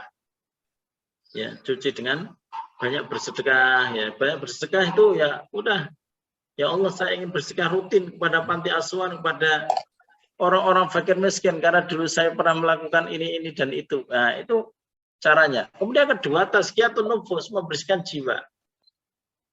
Membersihkan jiwanya bagaimana banyak bertobat, banyak istighfar, minta ampun, minta petunjuk. Ya Allah, saya sudah bertobat, saya ingin mati dalam kondisi husnul khotimah misalnya ya. Betul-betul mantap-mantaplah kepada Allah, memperbaiki sholatnya, memperbaiki tilawahnya, memperbaiki hubungan baik, interaksi sosial dengan masyarakat, akhlaknya ya. Jadi seperti itu. Tobat itu kalau sukses ya diampuni Allah itu ada ciri-cirinya, yaitu bertambahnya ketaatan kepada Allah Subhanahu wa Ta'ala. Dan yang paling penting itu adalah rajin menghadiri majelis ilmu supaya tidak terjerumus ke dalam dosa yang sama atau bahkan lebih berat. Ya. Harusnya seperti itu. Jadi semangat kembalinya kepada Allah itu dengan berlari, bukan hanya dengan berjalan kalau merasa dirinya itu sudah melakukan hal yang besar. Karena di dalam Al-Quran itu lafalnya fafirru ilallah, maka berlarilah kembali kepada Allah saat kita melakukan maksiat atau dosa besar. Seperti itu. Baik, terima kasih banyak Ustadz, termasuk bagi yang penghutang juga ya, maksudnya yang dipinjami itu juga dengan cara banyak bersedekah dan banyak bertaubat ya Ustadz ya. Nggih, terima kasih Ustadz. Nggih. Baik, selanjutnya Bu Sofi, silahkan. Bunda Sofi. Bismillah, Assalamualaikum warahmatullahi wabarakatuh. Assalamualaikum warahmatullahi wabarakatuh. Ustadz, Sofi mau bertanya beberapa hal. Yang pertama itu tentang kan sekarang ini ramai ya Ustadz yang cara memboikot produk Yahudi gitu, nah Ustadz. Jadi sekarang kan produk-produk rata-rata produk-produk yang mereka sebutkan itu kan rata-rata produk harian ya Ustadz gitu, nah kan. Jadi bagaimana cara kita sebagai ibu rumah tangga nih Ustadz gitu kan untuk bisa memilah gitu nah Ustadz untuk produk-produk yang kita gunakan gitu kan, agar terhindar dari produk Yahudi tersebut. Terus yang kedua, kemarin ini kan Sofi cerita sedikit ya Ustadz, kemarin itu kan qadarullah anak Sofi sakit dan memang butuh biaya yang besar gitu kan karena sakitnya kanker darah. Jadi kemarin itu kita kan nggak ada biaya, jadi ditawarin sama dua orang. Yang pertama itu orangnya menawarkan dengan membantu memegang sertifikat gitu kan, sertifikat rumah kami gitu kan, nanti setelah selesai nanti dijual rumahnya baru uangnya dikembalikan, itu tidak ada riba ya Ustadz gitu kan. Yang kedua kakak saya sendiri gitu Ustadz, jadi dia membantu gitu kan, ternyata setelah beberapa bulan gitu kan, setelah kepergian qadarullah anak saya juga udah berpulang gitu kan, jadi setelah kepergian si kecil gitu kan, tiba-tiba muncul Ustadz gitu kan tagihan yang ternyata pinjaman kita itu dimasukkan ke koperasi kantornya gitu nah Ustadz. Jadi kan kita tidak tahu tuh Ustadz gitu kan. Kalau sementara kami sendiri udah wanti-wanti waktu itu, memang kita sendiri udah lepas riba gitu kan, dari tahun 2018 kami belajar untuk melepaskan riba gitu kan. Tapi ternyata qadarullah di tahun 2021 itu muncul lagi Ustadz gitu. Nah jadi Januari kemarin itu dikasihlah gitu kan, ini cicilan koperasinya gitu kan, sementara rumah kami sendiri belum laku gitu kan Ustadz. Jadi kita sekarang itu lagi kena riba lagi jatuhnya Ustadz gitu. Itu gimana ya Ustadz gitu kan? Karena ribanya itu yang disebabkan oleh orang lain gitu nah Ustadz. Apakah kita juga akan termasuk menanggung dosa ribanya gitu nah Ustadz? Demikian Ustadz, mohon penjelasannya. Jadi yang pertama memang untuk ekonomi ya, untuk masalah kebutuhan sehari-hari kita tidak bisa terlepas dari yang sebenarnya harus kita boikot ya. Iya. Apalagi keterbatasan ekonomi. Biasanya produk-produk saudara-saudara Muslim itu kan produk-produk yang seringnya mahal ya, belum bisa, masalah harga itu belum bisa bersaing ya dengan produk-produk yang sudah beredar. Jadi ya sesuai dengan kemampuan saja lah ya.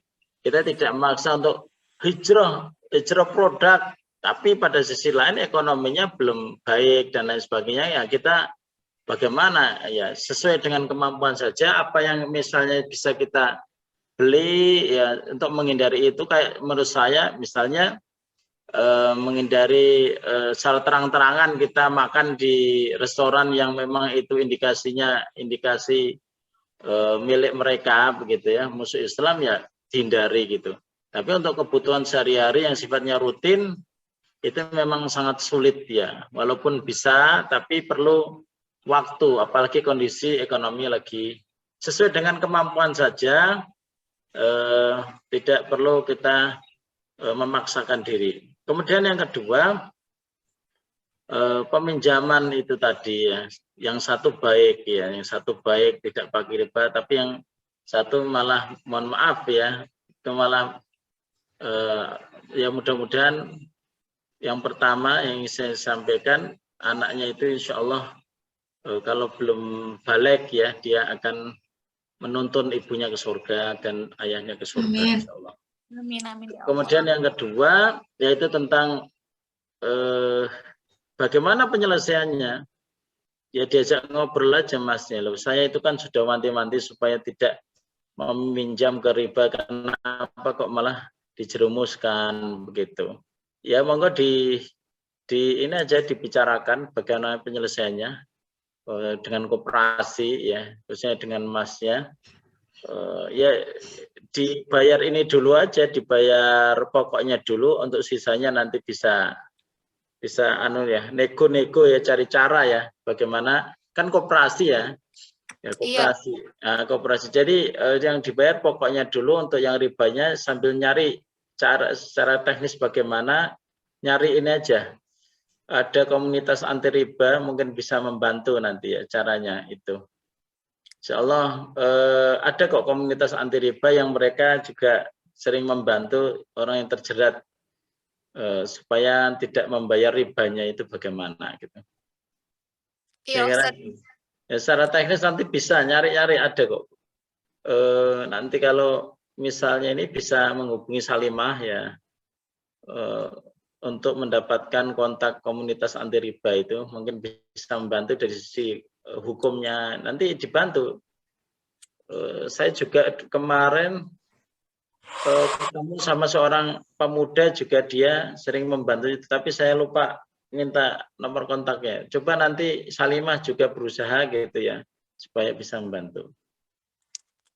Iya Ustadz, jadi kemarin itu kan katanya ya udah kalau memang mau ini nggak usah dicicil gitu kan, tapi langsung nggak ada bunga kata dia kan, cuman bayar apa itu istilahnya, bayar uang administrasi gitu. Administrasinya aja gitu kan Ustadz, itu kan sama aja kan Ustadz, karena kelebihan uang gitu kan. Kami mohon doanya aja Ustadz, mudah-mudahan rumah kami cepat laku dan orangnya bisa bayar cash gitu kan, jadi kami bisa melunasi utang kami gitu kan. Amin, amin, amin. Dari semua sahabat yang ada di room Zoom ini sekarang gitu kan. Iya. Ya, mudah-mudahan ada yang mau beli rumahnya, silakan. Amin.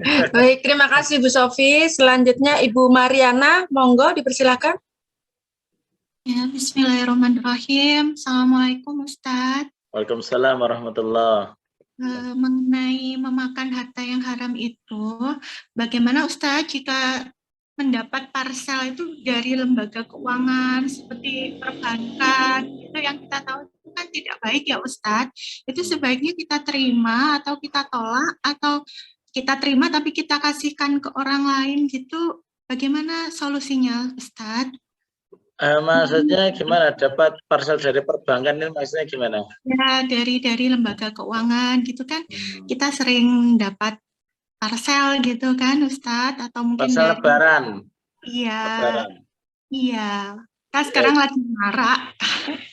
Ya, jadi gini, kalau parsel itu ada kaitannya dengan perkara atau ada kaitannya dengan sesuatu yang tidak diperbolehkan di syariat, ya jangan diterima. Tapi kalau parsel dari lembaga keuangan dan lain sebagainya, jadi kalau kita dikasih sesuatu yang tidak ada kaitannya dengan apa-apa ya, dan tidak legal ya, secara syar'i ya, secara legal secara hukum ya, maksudnya yang saya maksud legal secara syar'i dan hukum ya, maka itu diterima aja, nggak masalah. Karena apa, gini, kita kalau dikirimi orang itu jangan bertanya gini, ini ngasihnya dari yang halal apa yang haram, itu jangan ya.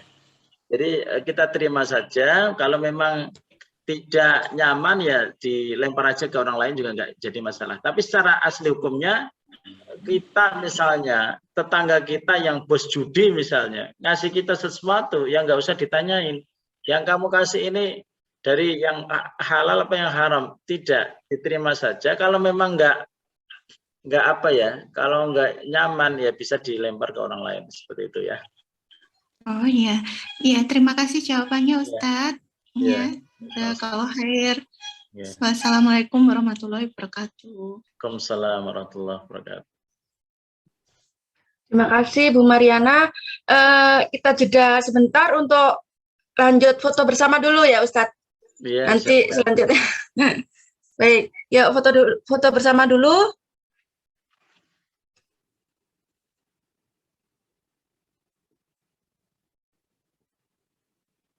Dibuka videonya semua sudah, Bunda? Oke.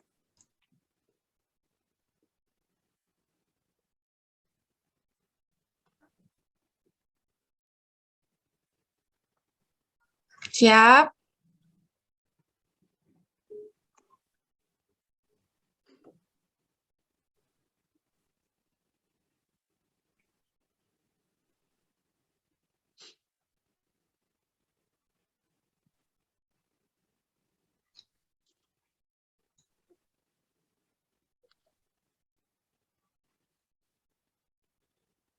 Sudah ya, Mbak Alif? Oh, enggak Mbak Enggar. Saya bantu Wababa ya? Ya. Sampun siap, ya Bunda semuanya. Saya hitung ya. 3, 2, 1.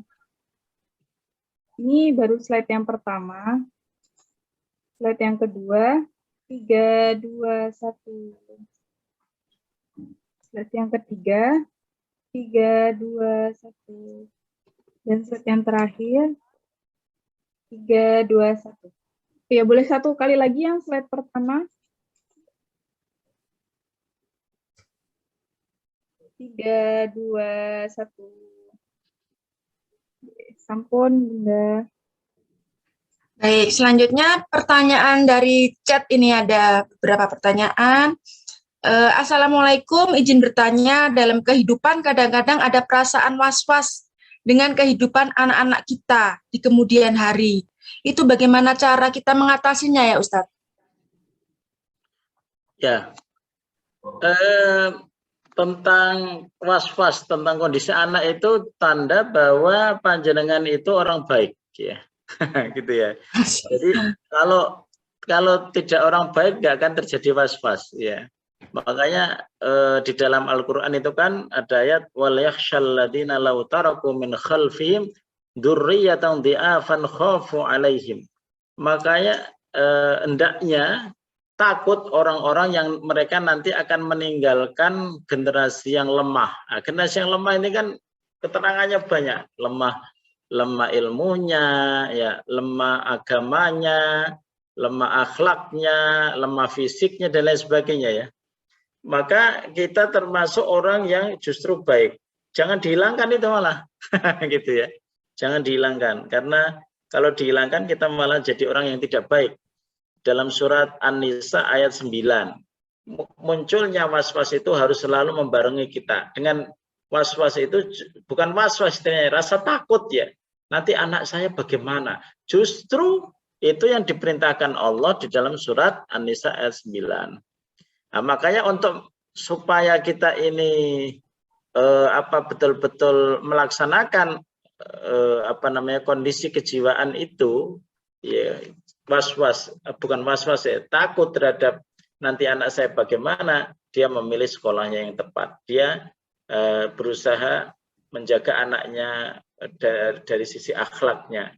Dia akan ngajari agama dengan telaten dan sabar. Begitu. Was-was atau bukan was-was ya, takut kondisi anak kita, tanda bahwa kita ini melaksanakan perintah Allah Subhanahu wa taala. Jangankan kita yang yang bukan dari background agama, yang dari background agama juga kan nggak ada jaminan anaknya ustadz, anak kiai, anak itu bisa selamat dari fitnah dunia ini. Jadi seperti itu, dengan rasa takut itu membuat kita semakin waspada. Allah taala alam. Baik, selanjutnya Ustadz, halal haram makanan itu masih ukurnya seperti apa, Ustadz? Kadang kan rezeki yang kita terima dari hasil bekerja itu tercampur dengan hal yang subhat. Ya, sesuai dengan kemampuan saja ya. Memang kalau kita mendapatkan makanan yang jelas halal ya kita makan. Yang syubhat ya kita tinggalkan. Gitu aja. Jadi dalam prakteknya kita yang praktis-praktis saja. Oh, ini halal kita makan. Ini haram tentu kita tinggalkan. Yang syubhat kita tinggalkan. Gitu aja.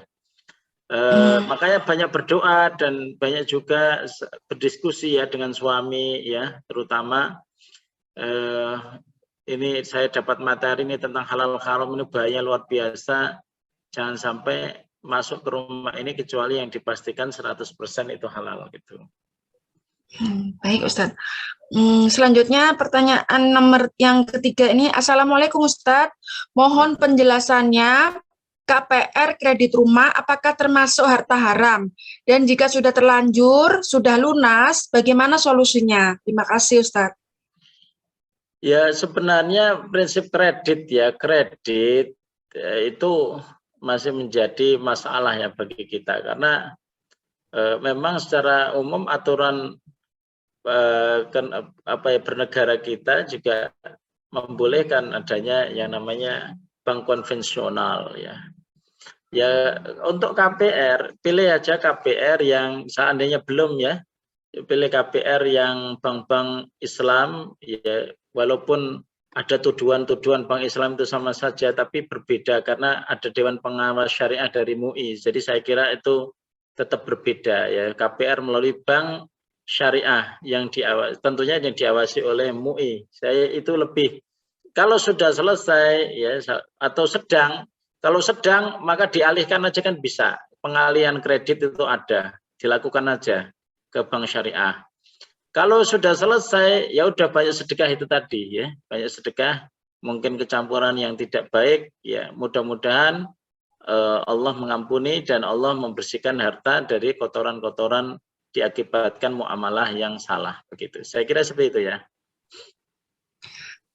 Terima kasih Ustadz. Ini yang keempat, pertanyaan dari Bu Yeni Nuha. Assalamualaikum, izin bertanya. Ustadz mohon maaf sedikit melenceng dari tema. Yang saya tahu zakat anak yang membayar itu adalah orang tua. Bagaimana jika zakat anak ditunaikan oleh tantenya atau adik perempuan? Apakah sah? Mohon penjelasannya. Yang dimaksud ini zakat fitrah itu maksudnya ya? Iya, zakat fitrah. Anak kan belum punya harta ya. Anak itu hanya kena zakat fitrah ya. Nanti kita akan bayar zakat fitrah. Jadi kalau yang bayar tantenya ya nggak masalah gitu. Yang bayar orang nggak masalah. Yang penting anak itu berarti tantenya ngasih harta kepada anak untuk dikeluarkan zakatnya. Seperti itu nggak masalah. Jadi seandainya saya dijakatin sama Ketua Salimah Surabaya juga nggak masalah zakat saya. Saya zakat fitrah saya dikeluarkan Ibu Sobi misalnya nggak masalah loh. Berarti Ibu Sobi ngasih saya uang atau ngasih saya beras untuk bayar zakat, ya nggak masalah. Apalagi tantenya, apalagi ini, nggak masalah ya. Yang wajib itu orang tuanya. Adapun ada orang yang bantu, ya nggak masalah, gitu ya. Oke, kurang satu lagi Ustadz pertanyaannya. Mohon izin tanya, bagaimana apabila kita terima uang jasa koperasi waktu RAT tiap tahun? Karena untuk menjadi anggota koperasi harus ikut. Kami kerja di lembaga pendidikan negeri. Jasakillah. Iya. Jazakallah ya, karena saya laki-laki ya. Oh, iya. Jazakallah untuk perempuan ya. Jadi begini, kalau memang kewajiban ya memang nggak bisa lari ya, harus ikut jadi anggota, keuntungannya tidak usah diambil gitu aja ya. Persentase keuntungan itu kan biasanya unit usahanya beberapa ya. Nah, jadi minta dihitungkan unit usaha yang halal itu ada berapa, unit usaha simpan pinjam yang haram itu berapa persen, nanti akan ketemu. Di yang haram gak usah diambil, yang halal diambil aja gitu.